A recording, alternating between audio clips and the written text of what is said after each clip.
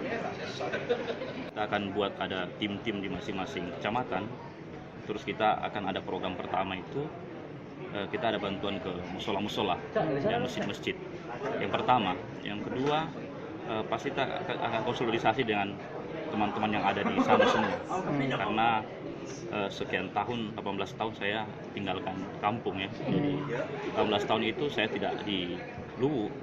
Jadi otomatis yang paling penting saya harus bangun komunikasi lagi, ulang dengan teman-teman yang ada di sana semua.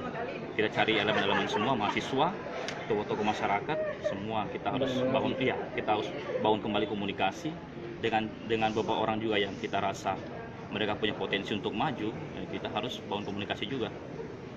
Otomatis semua berawal dari Makassar.